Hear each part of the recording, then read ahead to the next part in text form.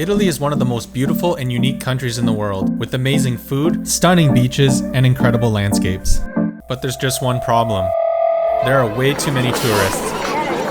The city of water is drowning in tourists. But overcrowding and troublesome tourists as millions of tourists squeeze them out. Locals have been replaced entirely by tourists. Trust me, I've been to some of the really popular areas in Italy. Hey guys, my name's Joe and I recently traveled across Italy, exploring some of the lesser known places there. If you're looking to get a little off the beaten path and travel somewhere where there's less tourists, then this video is for you. We're gonna start off this video in the beautiful Campo Imperatore. Located in Abruzzo National Park, it is easily one of my favorite places I went to during my trip. This area is known as Little Tibet because of its mix of wide grasslands and you're surrounded by the massive Gran Sasso mountain range. There's so much to do here, whether you want to go skiing, you can just drive around and take in all the beauty that surrounds you, or you can spend the day having a picnic. You definitely need to hike up the trail that's near the ski resort to get the best views of the valley. Although it is a steep incline, it's definitely worth it for the views. It'll only take you about half an hour to get up there. After you've worked up an appetite hiking, I definitely recommend going to buy some arrosticini, a local lamb skewer dish of the area, and there's a place where you can actually cook them in the middle of the valley, and I can guarantee that's the most epic place you're ever gonna barbecue something. Who knows, you might even get lucky and see a pack of wild horses run by. Next up, we're gonna go somewhere a little more tropical. Welcome to the volcanic island of Ischia.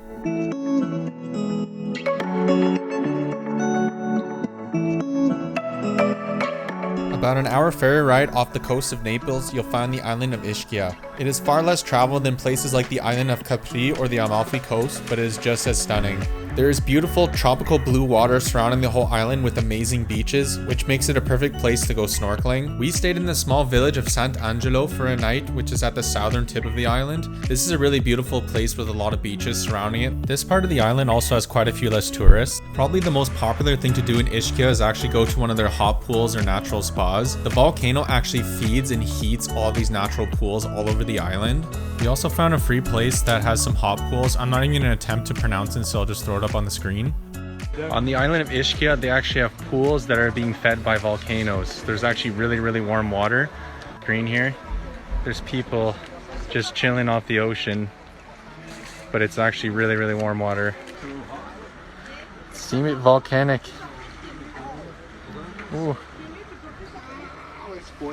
It's like boiling hot water coming out. The water's so hot that's coming out, people are actually steaming eggs. And I also wanted to quickly mention that you can get the world famous Napoli pizza in Ischia. Our first castle on this list is Roccascalegna, a medieval castle that's located in southern Italy in the region of Abruzzo. This area is going to make you feel like you were straight up just dropped into one of the Lord of the Rings movies.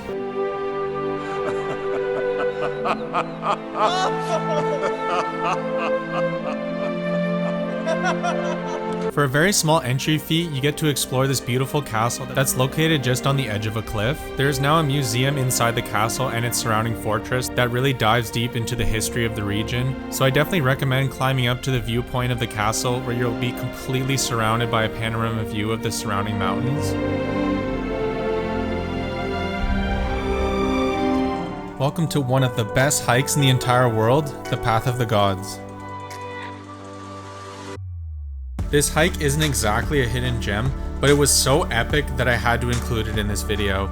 The hike is located off the Amalfi Coast, and most people will take it from Bomerano to Nocello. This hike is about 8 kilometers long and has some of the most insane views you're ever gonna see. You get everything from small villages built on the edge of a cliff, to the path turning to a complete forest, to it back opening right up again and seeing an unreal views of the Mediterranean Sea. Near the end of the hike, you're gonna get an absolutely insane view of the popular village of Positano. So I'd recommend going there pretty early in the morning to not only beat the heat, you'll also miss out on a lot of the crowds. We actually had to wait for quite a long time while we were there because there were so many people hiking that there was actually like a line on our way back from the hike. Tourists aside, this is definitely something worth doing and deserves a spot on your bucket list. I also saw some goats while we were doing our hike, so I thought that was something that was really cool. As we were heading out to our next destination, I was about to see something that I thought I would never see in my whole life. If you're looking for something to really get you out of your comfort zone and push your boundaries, then this is definitely something for you. This is the Kokulo Snake Festival.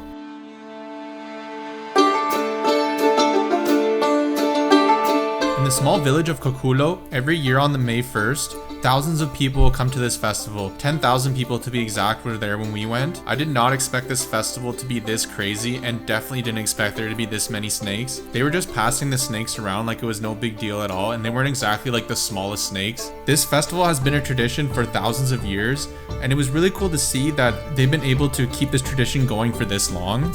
After waiting in the town square for quite a long time, I think it was actually 2 or 3 hours, they finally brought out the statue of Sant'Angelo, and they started actually just throwing tons and dozens of snakes on this thing. After putting all the snakes on the statue, they would parade it through the small village. Besides the snakes, it's actually just one huge party. There's tons of street vendors there, and there's everything from like little knickknacks. And you can also grab some really good polketta sandwiches. They had like quite a few of those food trucks there. And the Kokulo Snake Festival is definitely something that you have to experience in your life, and it is something that I'll truly never forget in my whole life. Our next location is Italy's best answer to Greece. This is the tropical village of Vieste. Vieste is located in the region of Puglia and is on the heel of Italy. Even though I've never been to Greece before, it reminded me so much of Greece just because of all the beautiful white buildings, and there was these really cool massive sea stacks and white cliffs all along the main beach. This is a really good destination if you're looking to go to somewhere with some of the best beaches that Italy has to offer. I recommend going to the harbor and actually renting a boat for the day. Come to think of it, ours was a little sketchy and was pretty close to breaking down, but this is the best way to explore the beautiful coastline of Puglia. You'll get the best views of the rock formations and these beautiful little arches that you can actually drive right into.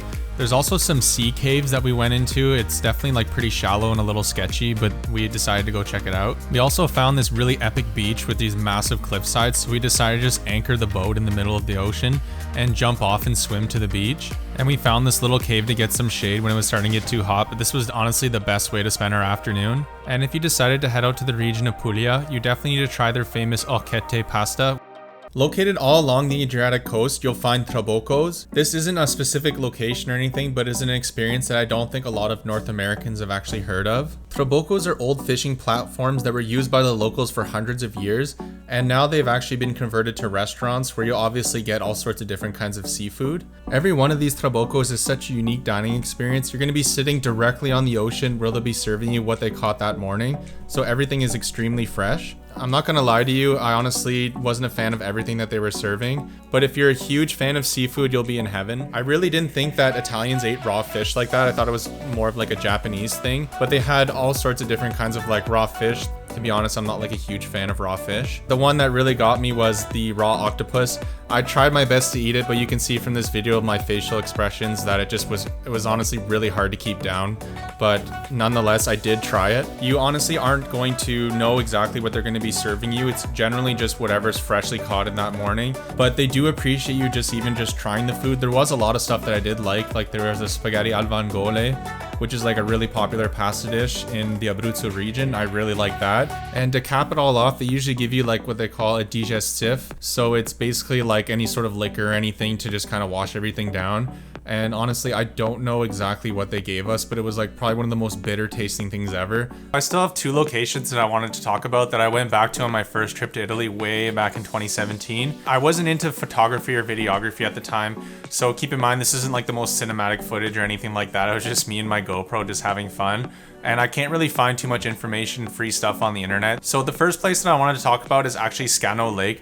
It's this beautiful heart-shaped lake, emerald waters, like the clearest stuff you've ever seen. It's so clear and so emerald it almost doesn't even look real. This is a really popular area just for actually Italian tourists. A lot of people do a lot of hiking there, and there's also a lot of campgrounds, so a lot of people camp around these beautiful lakes all over the region. I definitely plan on hopefully going back to Italy again, and this is definitely high up on my list. I feel like I didn't do enough. I only spent probably like half a day there, and there was so much more that I wanted to see. There's a hike that you can go up and actually get a beautiful view, panoramic view of Scano Lake. And the last location in this video is actually another castle. It's called Rocca calascio, and it's located also in the Abruzzo region. Rocca calascio is a fortress built on top of a mountain. It's at an elevation of over 4,000 feet, so it's the highest fortress actually in the Apennine mountain range, which is the one going through Abruzzo. This is also another location that I definitely want to check out when I go back to Abruzzo. So this channel is all about pushing your boundaries, trying new experiences, and really getting out of your comfort zone.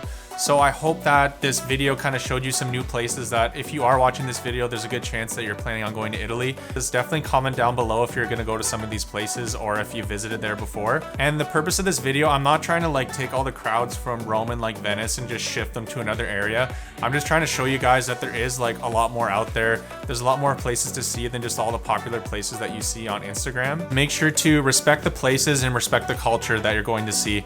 I saw this really cheesy quote on the internet, but I thought it was kind of fitting for this, that you should only make memories and leave footprints behind when you visit a place. So I'm a huge advocate of sustainable travel. I think it's really, really important, and it's a way to help conserve these places. So please guys, just make sure to respect your environment. That's it guys. Thanks for watching. Make sure to smash the like button. It really does help to push out these videos. And subscribe if you haven't already. It would mean the world to me. And I'll see you guys in the next video.